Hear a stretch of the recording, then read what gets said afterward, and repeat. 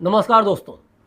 ये बात बिल्कुल सही है कि जिस ओर जवानी चलती है उस ओर जमाना चलता है। इलाहाबाद विश्वविद्यालय में पढ़ाई के दौरान छात्र संघ की राजनीति में इस नारे को मैंने खूब सुना था।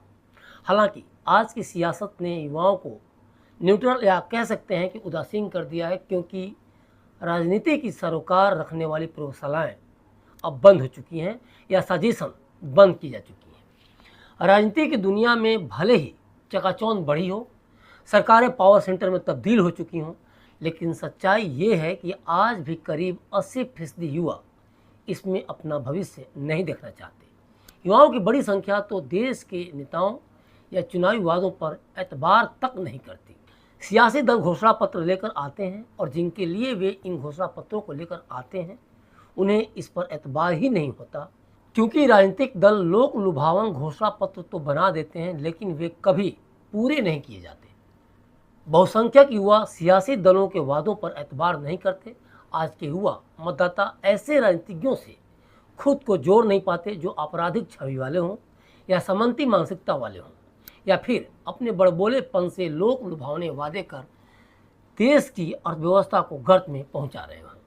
वास्तविकता ये हो गई है आज की तारीख में कि वे इसलिए भी मतदान नहीं करते, या कह सकते हैं कि लोकतंत्र के प्रति उदासीन हैं, क्योंकि वे देश के वास्तविक मुद्दों से दूर होते देख रहे हैं इन राजनेताओं को। और मुद्दों की छोड़िए, कौन सी पार्टी किस दिन किस उम्मीदवार को मैदान में खड़ी कर दे, ये युवाओं को हवा तक नहीं लगती। और ये सब करने में नेता या पार्टी अपनी सेखी बघाड़ते हैं कि मैंने हवा तक नहीं लगने दी, जबकि होना ये चाहिए कि अगर कोई पार्टी क्षेत्र में किसी उम्मीदवार को उतार रही हो तो सबसे पहले उस उम्मीदवार के बारे में उस क्षेत्र के वोटर्स को पता होना चाहिए।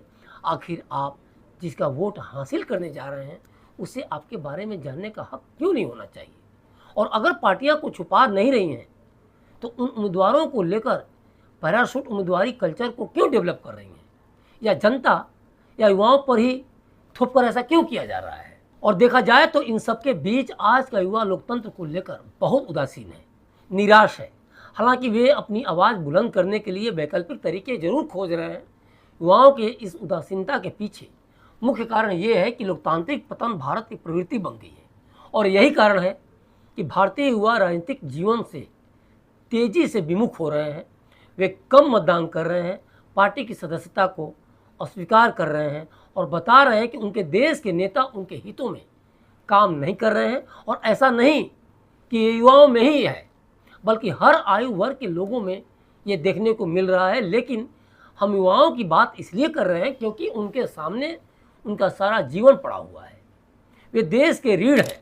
उनका लोकतंत्र से विमुख होना देश के भविष्य के लिए खतरे की घंटी है। और इसके लिए आप युवाओं को दोष नहीं दे सकते, क्योंकि ऐसा नहीं कि वे कुछ करना नहीं चाहते, बल्कि वे तो नागरिक जीवन में अपना बेहतर से बेहतर दे रहे हैं।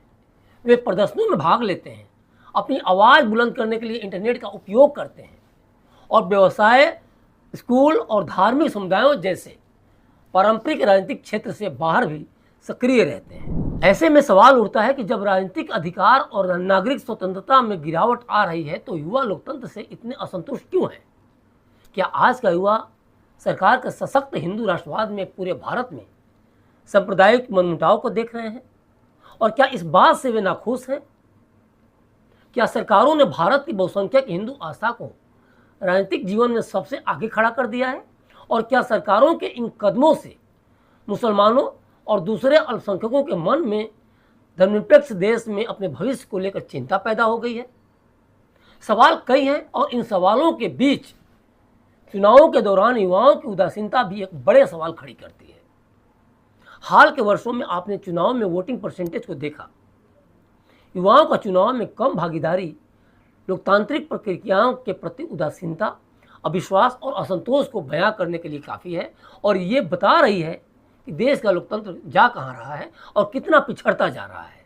जिस लोकतंत्र में रोजगार पर फोकस न हो, जिस लोकतंत्र में कोचिंग सेंटर के अंदर बच्चे डूबकर बेमौत मारे जाते हों, जिस देश में तीसरी मंजिल से जान बचाने के लिए युवाओं को कूदना पड़ता हो, या फिर सड़कों पर करंट लगने से दम तोड़ जाते हों युवा, वहाँ ये कविता सरकार और सिस्टम के मुंह पर किस तरह से काली पोत रही है, किस तरह से करारा तमाचा मार रही है, जरा आप भी पढ़ें।